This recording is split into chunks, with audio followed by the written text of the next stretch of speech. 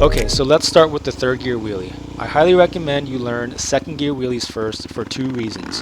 One is that the engine braking is more pronounced, and two is that it's a lot easier to get up and try and find a balance point. I've done second gear wheelies for a couple seasons, and then I started doing third gear wheelies since I was able to sit comfortably at balance point. Now I'll explain later, but being there is actually less crucial in third gear, but there are a lot of benefits.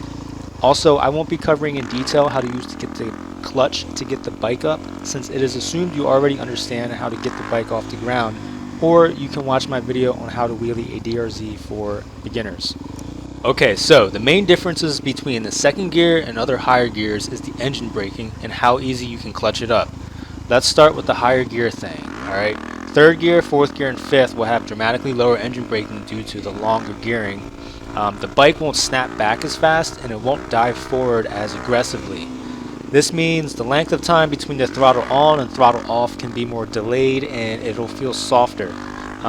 Some say that third gear wheelie is actually easier because of this sensation. You get more thinking time to evaluate if you need to move forward or backward. The only issue with that is that the feeling of falling backwards can be overwhelming when you let off the throttle, and there's a significantly lower response time than if you were in second, or in an exaggerated example would be first gear. This is why I recommend seeking balance point in second gear wheelies and then graduating to a third gear wheelie. From that point, it'll build good habits, and afterwards a fourth and fifth gear wheelie or gear change will be easier to manage, especially because transitioning between the gears requires you to be at or near balance point. Now we got that out of the way, the second principle is that the action of clutching the bike up will be more difficult. Again, this is due to the gearing. This will simply require you to bounce the motorcycle or to make sure you're at a proper speed to take advantage of the power band. Too slow and it'll dog out and barely get off the ground. Too fast and you won't have enough torque. An appropriate second gear speed for a stock DRZ Supermoto would be about 20 to 25 miles per hour. But a third gear wheelie is best at around 25 to 30 miles an hour. The faster you go, the more you'll need to bounce the bike. Now, to bounce or preload the bike, you stand on your pegs and you jump with the purpose to squat the suspension down. You kind of do a little hop. Near the end of the downstroke of the suspension, clutch the bike up with a decent amount of throttle. Do not wait until the suspension is fully compressed to clutch, since the delay from your throttle to your rear wheel may be too long and you'll end up putting power down as the suspension is on its way back up, which will just end up soaking all that power and preventing your wheelie. If you're into sit-down wheelies, I usually just sit back down right on the downstroke as I'm clutching all in one motion.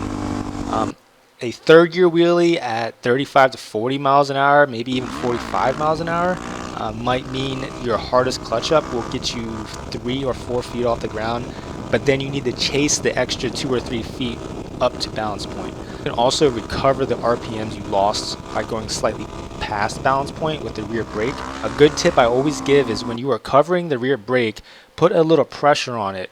So when you let off the throttle, the bike will be in a default state of braking. And unless you immediately release your feet from the pegs due to panic, this will generally save you in most cases without requiring purposeful input. Although I do not think that a fifth gear wheelie is possible with a stock unmodified DRZ. I've heard of people doing it with slightly modified DRZs with a very solid bounce technique and clutch usage. Alternatives would be to change your body position, such as like a staggered position. You can put one foot on the left passenger peg and the right foot on the rear brake. Or how I like to ride them out sometimes would be left leg and shin and knee on the back section of the seat, and my right foot of course is still on the rear brake. Some people also do stand-ups, which I do not enjoy doing since I feel disconnected from the motorcycle. Something that I like to do, I'll start the wheelie in second gear, and right below balance point I shift immediately into third. So this brings third gear into the range where you would be riding second gear. Now you're doing a wheelie as slow as you would in second, but the RPMs are low and manageable because you tap the bike into third, and you can ride these wheelies out forever with very little choppiness. This is great if you want to do a long wheelie without getting to balance point. You must be comfortable with kicking the bike into gear without the clutch. All you need to do is let off the throttle slightly, tap the shift lever up, and the bike should pop into the next gear with little effort. Make sure you give a deliberate upshift, since you can also botch the whole wheelie by missing third, which will cause you to come down really hard out of second. I hope this works out for you. If you have any questions, please ask in the comments. I do not post often, but when I do, I try my best when I'm working another job, etc., blah blah blah. And this was a requested video, so ask me to do another one, and if it gets enough votes or seems relevant, then I'll gladly make another video. Thanks, and live your best life.